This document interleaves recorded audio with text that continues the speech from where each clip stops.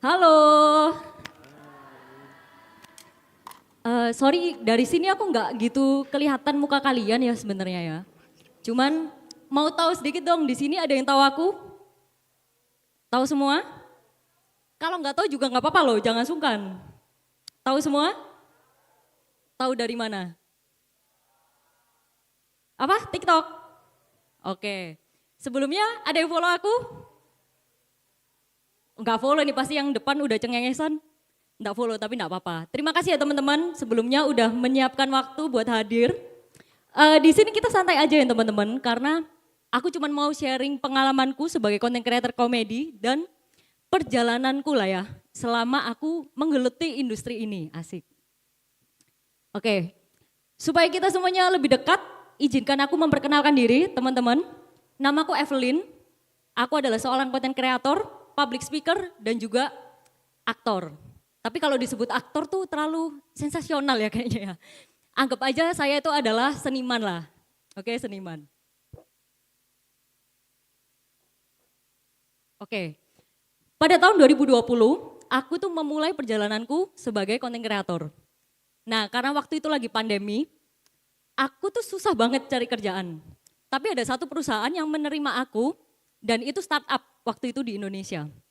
Di situ aku bekerja sebagai content creator perusahaan secara full time freelance. Jadi kontraknya itu per bulan tapi kerjanya kayak full time gitu. Senin sampai Jumat masuk dan bahkan ya lembur-lembur juga gitu. Nah tapi sayangnya aku di perusahaan ini itu tidak bertahan lama. Kerjanya cuma 3 bulan terus aku diberhentikan teman-teman. Tahu gak karena apa? Alasannya lucu sebenarnya. Karena atasanku waktu itu tidak puas dengan views videoku gitu. Nah setelah itu,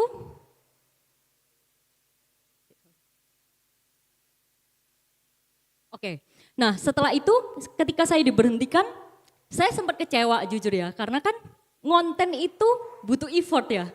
Itu kan pakai tenaga, pikiran dan juga waktu. Kalau misalkan itu cuma dinilai berdasarkan views, pastinya nggak adil dong, bener gak? Gitu, akhirnya saya kan nggak terima tuh, saya nggak terima, saya liatin tuh video-video saya kan. Supaya saya tuh bisa protes gitu. Begitu saya lihat, ternyata beneran jelek sih. Nih, kalian lihat sendiri ya videonya ya.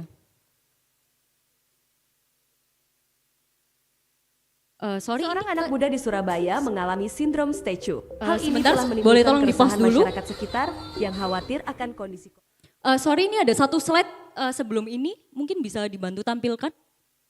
Tipe-tipe orang kalau lagi masuk angin, Bukan yang ini. minum tolak angin, yoi. Sorry, bukan yang ini, mungkin bisa bukan yang ini. Ada yang aku update kemarin, mungkin bisa dibantu tampilkan.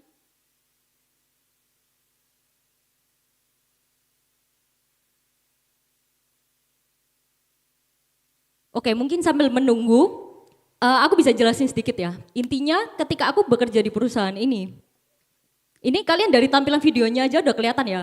Even mukaku di situ tuh nggak bener gitu loh guys. Aku tuh bahkan nggak make up.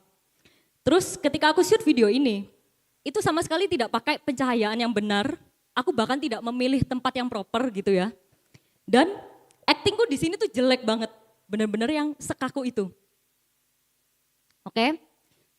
Terus sekarang pada tahun 2025 aku bikin konten lagi. Boleh di next?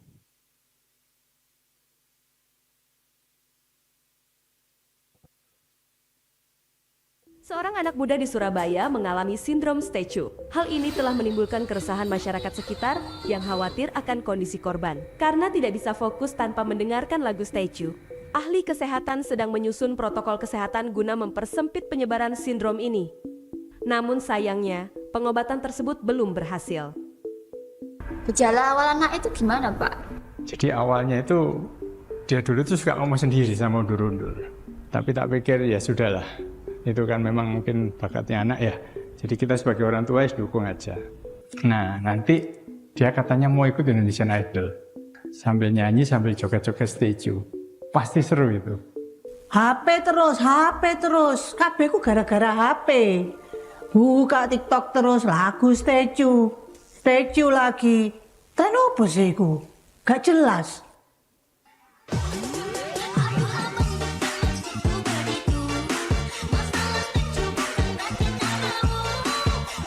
Oke, ya ini sayang tadi yang 2020 gak bisa diputer ya.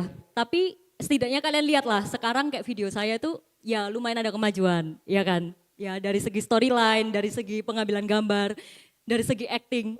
Tahu nggak? Setelah video ini rame, ini kan tak post rame ya. Saudara-saudaraku tuh pada ngechat bapakku, nanya, loh Evelyn tuh kok bisa? Su, sampai kayak gitu Su. Gimana kondisinya sekarang? Aku beneran dikira orang stres guys. Saking menjiwainya jadi ODGJ. Tenan loh. Tapi ya nggak apa-apa, itu artinya berarti aktingku sudah ada peningkatannya, bener ya? Oke, nah sekarang kalau misalkan ya teman-teman. Sorry. Oke. Oke, sekarang kalau misalkan kita tanya ya teman-teman, terus gimana sih, apa sih yang harus dilakukan supaya kita tuh bisa bangkit gitu. Nah, dalam konteks ini aku ambil contohku ya, aku kan habis dipecat dari perusahaan gitu.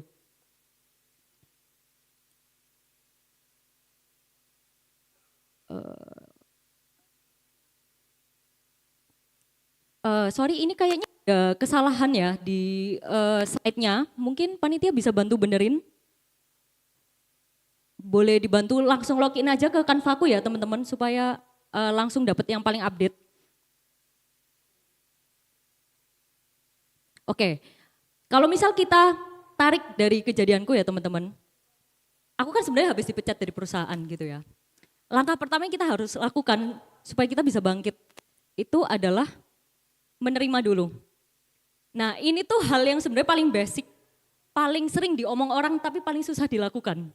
Bener nggak? Kebanyakan Gen Z itu kalau dikritik mereka defensif. Nah padahal tahap pertama itu kita harus menerima dulu. Oh oke, aku dipecat nih, aku sekarang nganggur. Dan menerima diri kalau memang kita tuh nggak sempurna. Nah tapi menerima diri aja nggak cukup. Karena kita juga harus tahu salah kita tuh di mana. Kalau perlu tanya ke atasan kalian, kayak salahnya di mana Bu? Kenapa saya tuh dipecat gitu. Nah, setelah kita tahu salah kita di mana, kita harus take action. Take action ini yang akan mempengaruhi ya, yang akan menentukan kayak kalian berhasil apa enggak nih. Kedepannya bakal jadi apa gitu. Jadi ketika saya diberhentiin dari perusahaan, saya memperbaiki apa yang saya bisa. Saya mulai ganti tuh iPhone, dari iPhone 11 saya ganti ke 13. Kenapa? Karena iPhone 13 lebih proper dan storage-nya lebih gede. Mulai beli tripod, beli ring light, dan yang paling penting waktu itu aku ikut pelatihan webinar supaya aku bisa belajar gimana caranya bikin konten itu menarik dan bisa rame.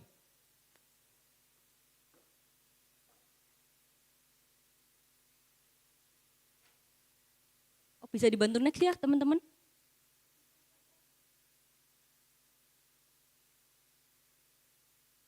Oke, dan selanjutnya kita juga harus bangun kebiasaan yang positif.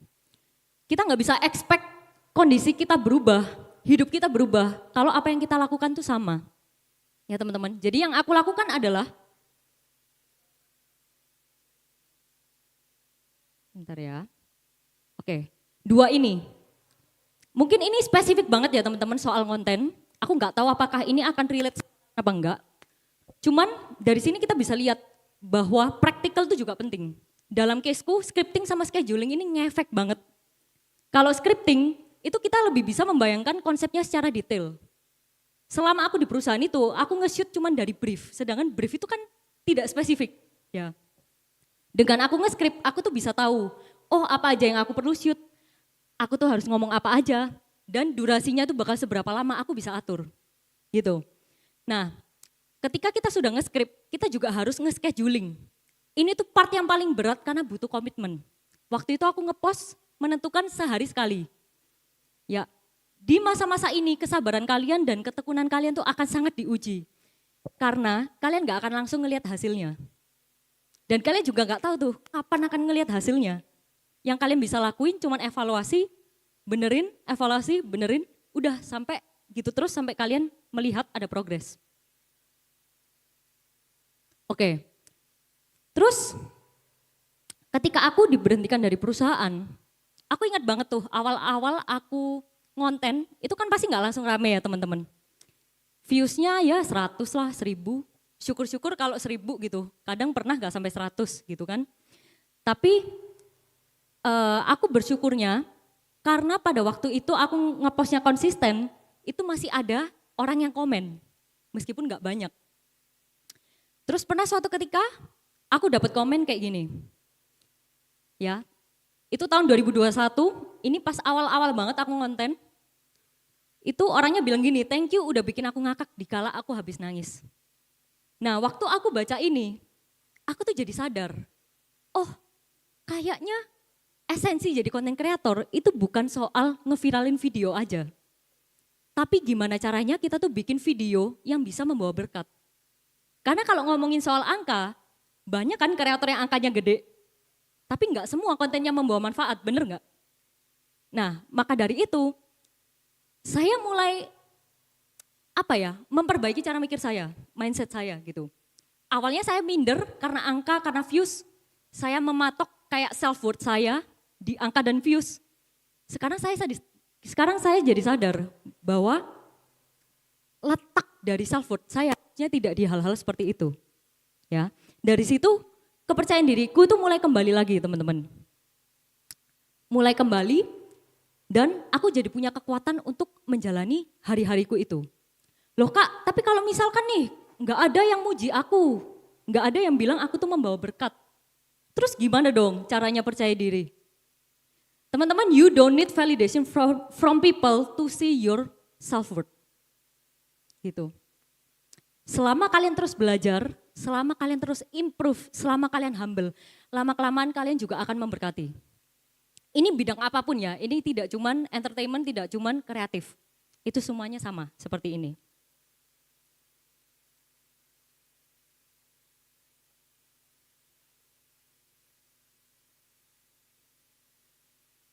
Oke.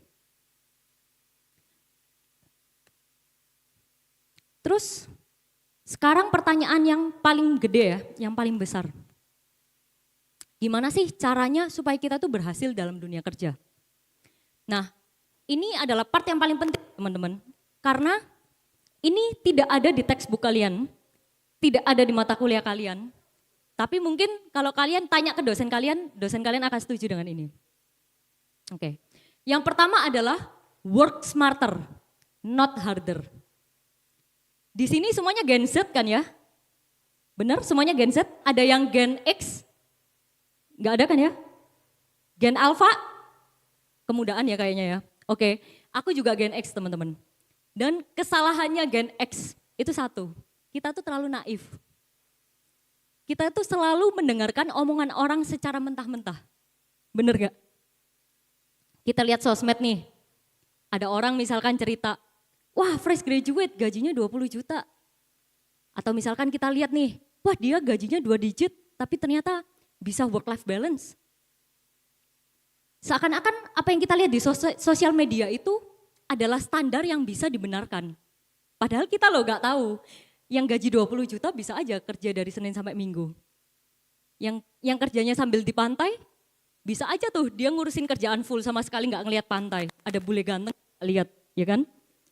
Nah akhirnya apa? Kita ngerasa, oh gaji UMR ini kecil. Gaji UMR ini gak cukup buat memenuhi kebutuhanku. Nah kalau kalian ngerasa itu gak cukup, ya kalian harus cari side job. Jangan komplain cuman karena gaji kalian tidak sesuai sama standar TikTok. Karena setiap perusahaan punya kebijakannya beda-beda gitu.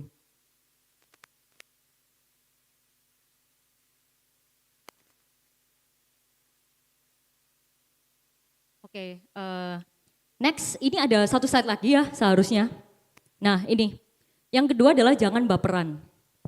Teman-teman di dunia kerja, kompetensi aja nggak cukup. Manner kalian tuh juga harus bagus. Ini yang akan menentukan kalian tuh direspek apa enggak. Itu adalah manner. Profesional is professional. Jadi artinya kalau kalian dikasih kerjaan, kalian harus beresin. Kalau kalian dikritik, kalian harus terima. Enggak ada tuh namanya yang enggak mood lah, enggak happy lah. Atau habis diputusin pacar lah. Selama ada uang yang dipertanggungjawabkan, you get the job done. Masalah dari generasi kita ini adalah kita itu terlalu mengedepankan mental health, teman-teman. Kayak apa-apa tuh mental health, apa-apa mental health gitu ya. Kita terlalu percaya sama omongan orang, cerita-cerita orang di sosmed. Soal bosnya gitu, misalkan, wah ini bosku, ternyata nggak pernah puas ya, dia perfeksionis ya, dia gini, dia gitu. Akhirnya kita menjustifikasi itu untuk tidak profesional. Kita ngerasa, oh iya benar bosku juga kayak gini, berarti aku tidak deserve diperlakukan seperti ini. Nah, memang teman-teman di dunia kerja akan banyak sekali orang-orang toksik. Bos toksik itu banyak, kolega yang toksik itu juga banyak gitu.